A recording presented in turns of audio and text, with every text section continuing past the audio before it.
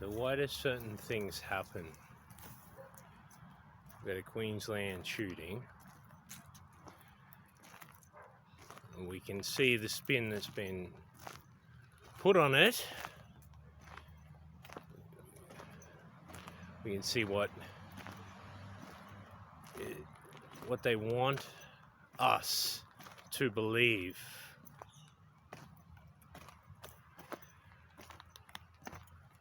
Why do UN Subcommittee for the Prevention of Torture inspectors visit New South Wales correctional mental health facilities?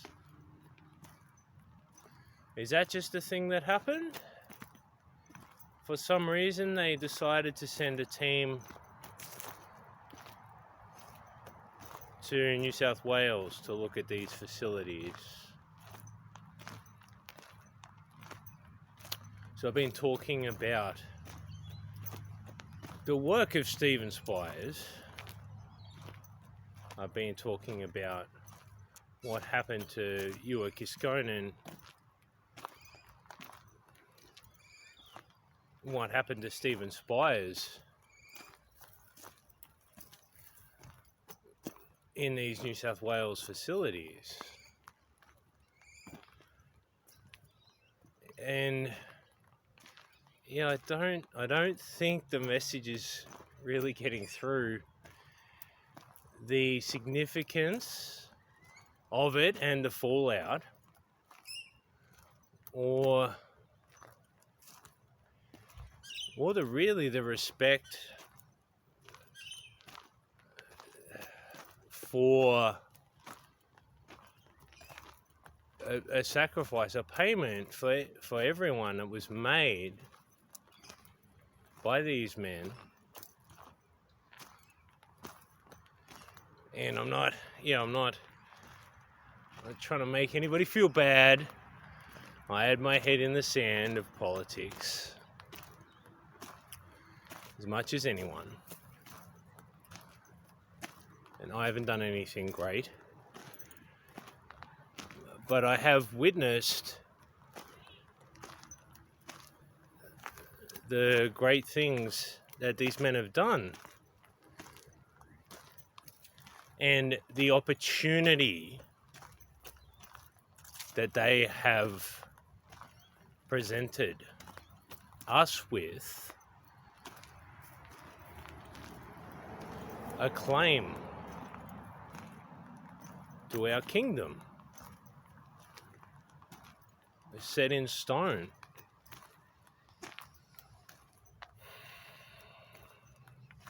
So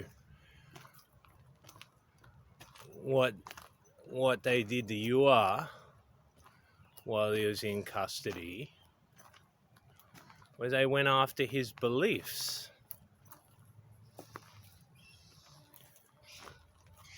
Matthew Reason of Fixated Persons Unit went after all of our beliefs. Oh, you believe wrong. I'm the arbiter of truth. We need to medicate you to get rid of these wrong beliefs.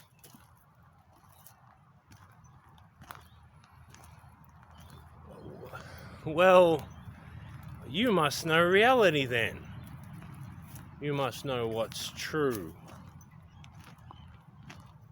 So I think that's what's behind a lot of things that happen.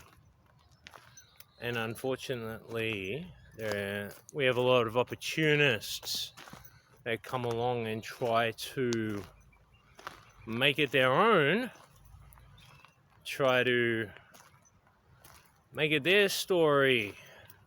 Yeah, this is not my story. I'm just a guy that happens to have witnessed.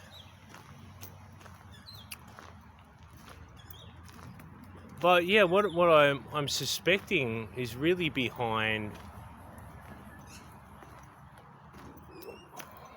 a lot of the things that play out are truths. at law, things that happen. And well, yes, the words of a Supreme Court justice on record, published, carry a certain weight. And we have to honor, I think we have to honor these men first by recognizing what they have done, what they have put on the table, what a Supreme Court Justice, New South Wales, has published, and what opportunity that presents us with. But also to honor that payment, that sacrifice that has been made for everyone.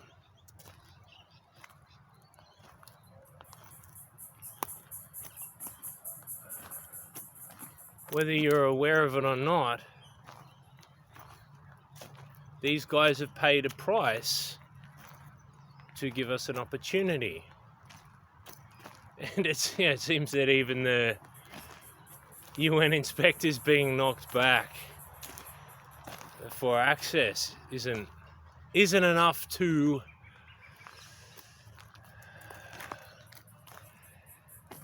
pique people's interest. What do you want in a story?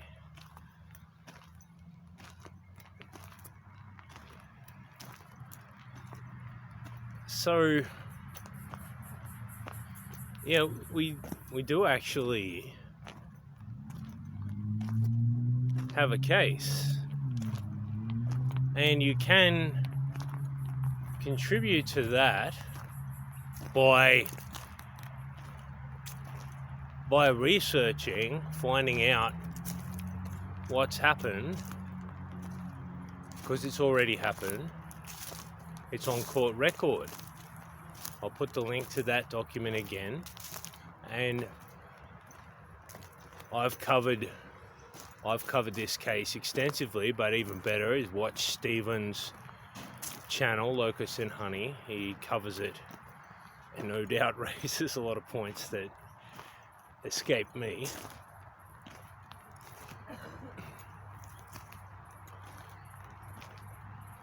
But you can contribute,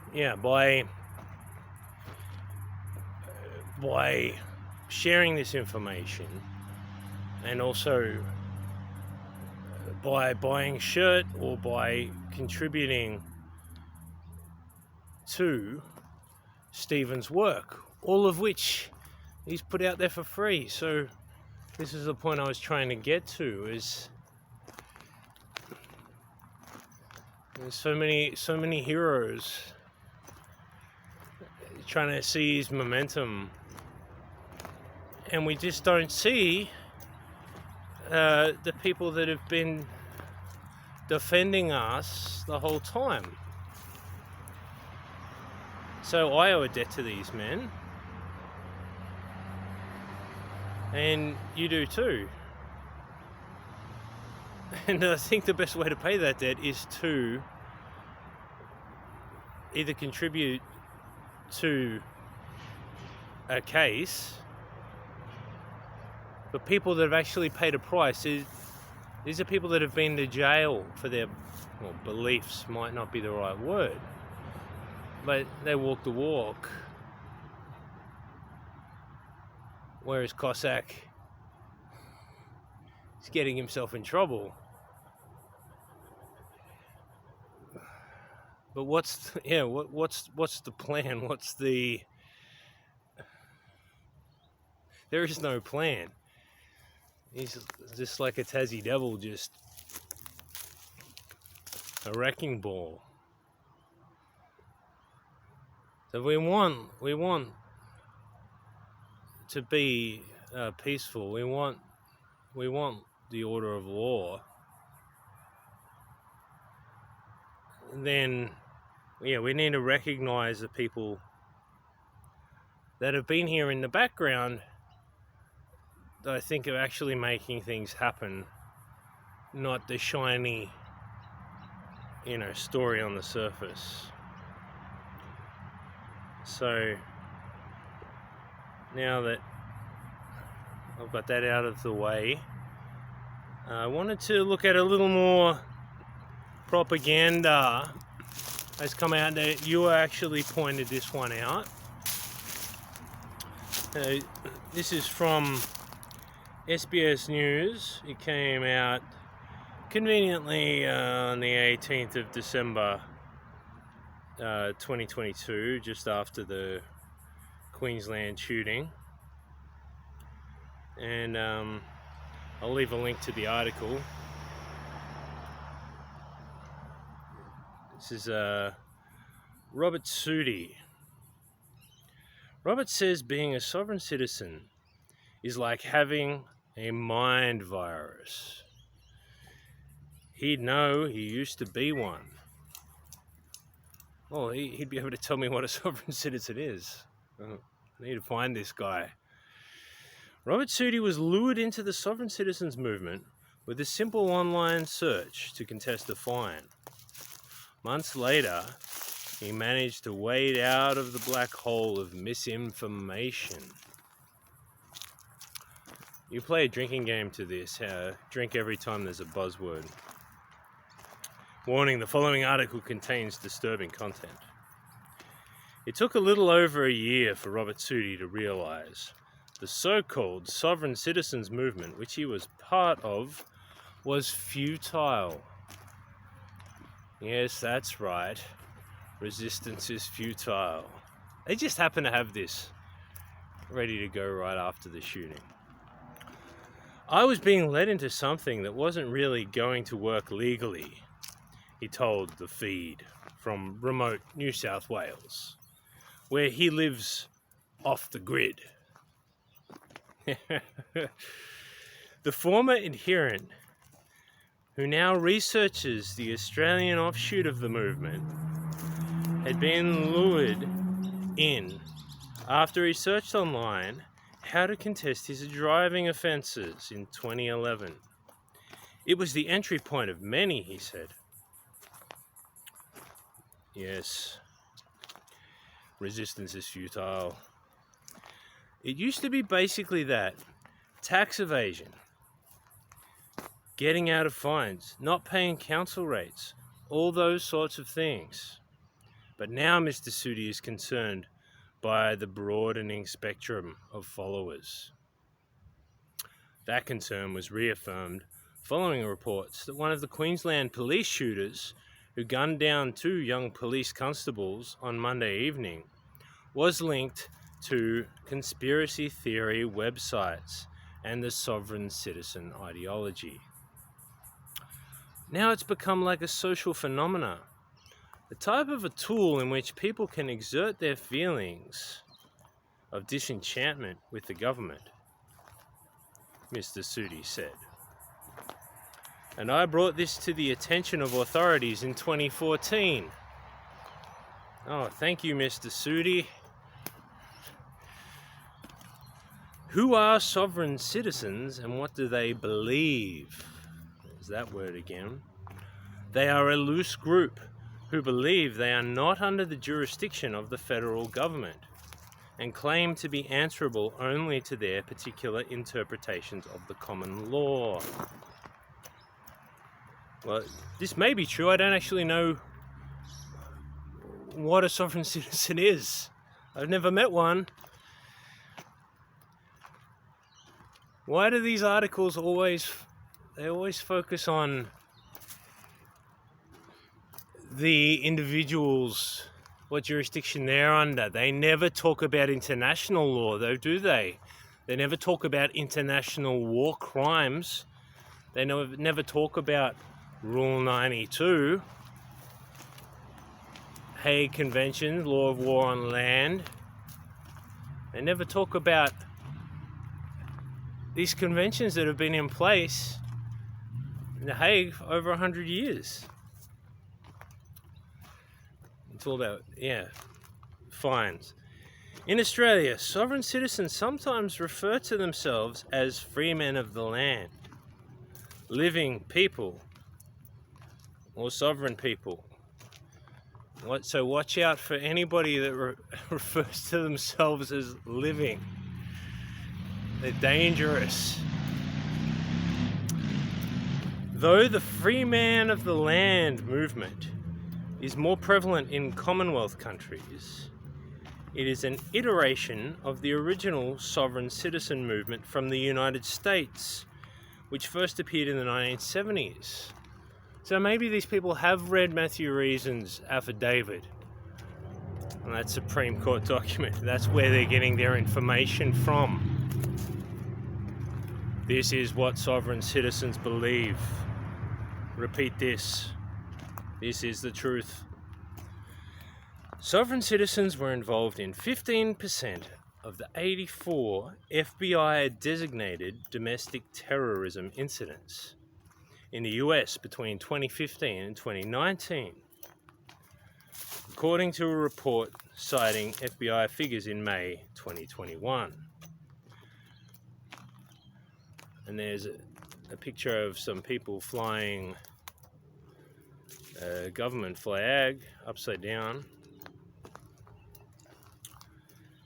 So they link this to lockdown protests, of course. Followers refer to pseudo-law, as Mr. Sudi describes it, to justify their beliefs and activities, some of which invoke violence.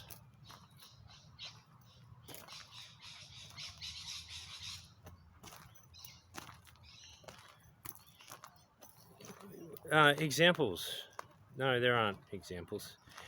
Dr. Kaz Ross, an independent researcher of far-right extremists and conspiracy groups, told the feed, since their emergence in Australia in the 1990s, sovereign citizens have become more anti-authority, anti-government, anti-police, anti-media.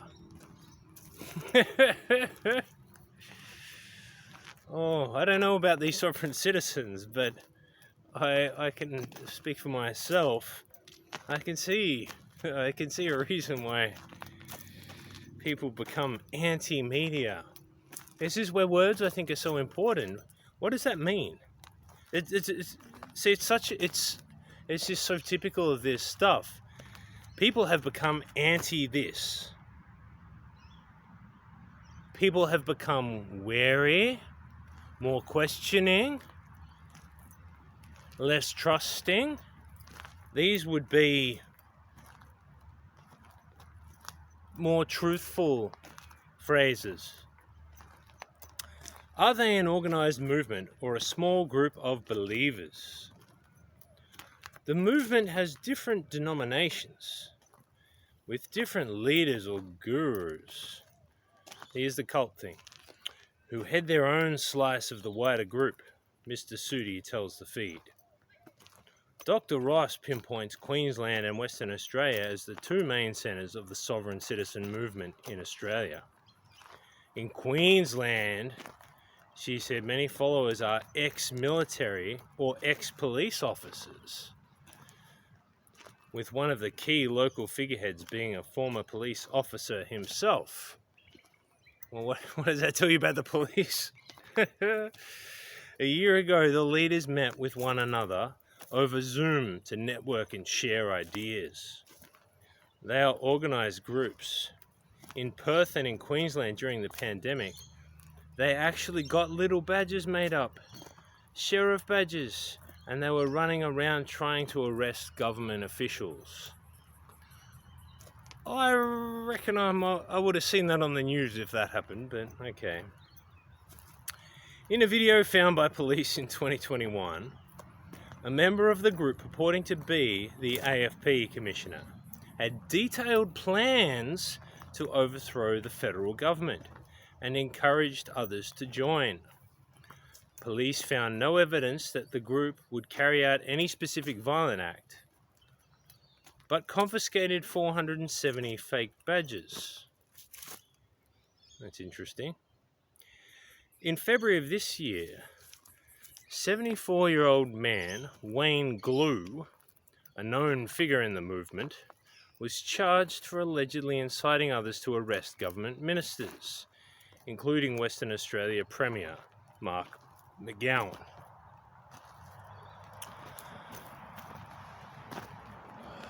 Well,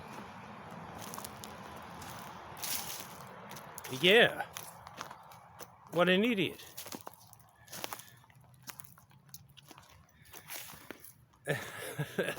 But yeah, how convenient to they can tar everyone with this brush, because there are these movements. A number of well-known sovereign citizens have also run in state and federal elections, while some have set up alternative governments with members signing off as the Minister of Defence or the Governor-General. Their idea is to replace the existing government with the People's Government, Dr. Ross said, explaining there is also a lot of fodder in the generally non-violent mix of people. Some of them run around serving writs on the local police stations to arrest this and arrest that, and they're just like mums and dads that have just got really sucked into it, she said. Dr. Ross said others encourage people to defend their land with weapons and resort to violence towards politicians. And then people wonder why they go violent, she said. With pandemic restrictions lifted, has the movement dissipated at all? Cam Smith, an Australian podcaster and radio host who has been hosting discussions on conspiracy theorists and the far right for more than 6 years, said lockdown protests supercharged the movement, acting as face-to-face networking events.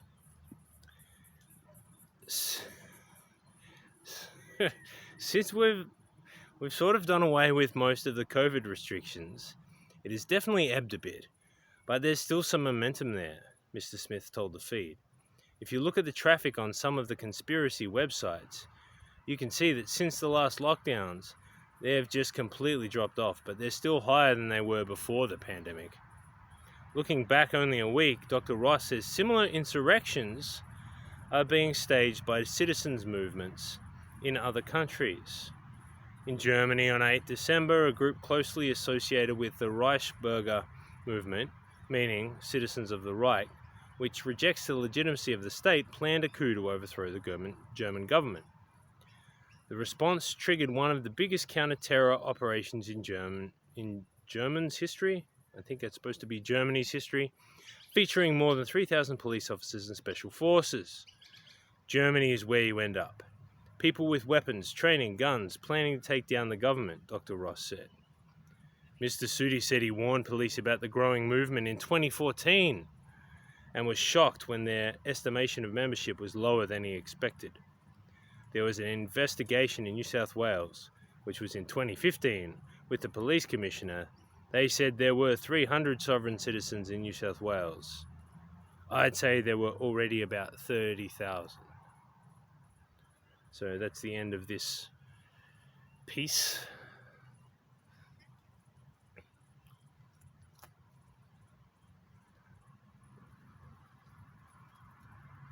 So yeah, there's quite a few intentions I think we can see there.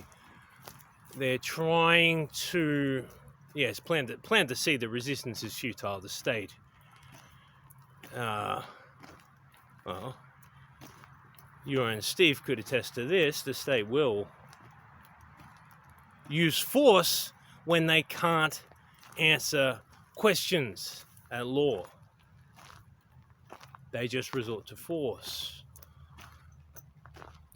But it's the tarring with a brush, as Steve often uses this phrase, that, well, this person that believes this thing, I don't understand, is promoting violence or promoting unlawful behavior.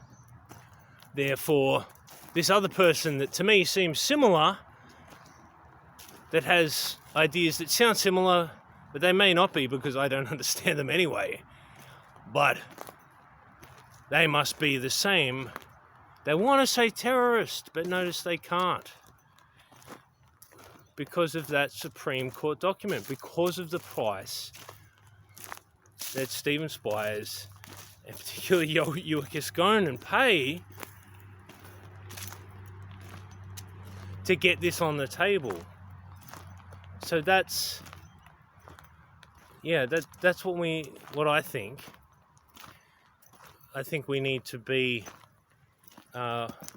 honouring people that have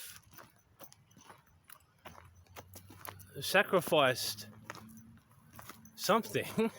You know, these guys should get a medal, but instead,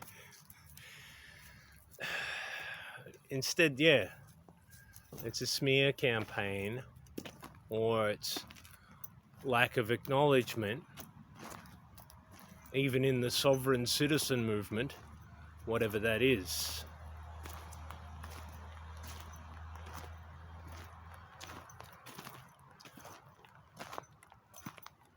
So, yeah, follow the rabbit and read through that document.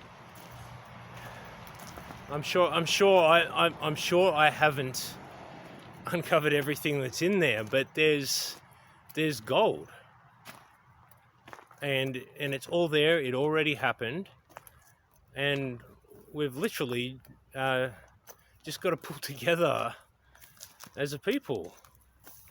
And yeah, I think there's no better way than standing behind the people that have already put their hand up when we were all playing politics and childish shit.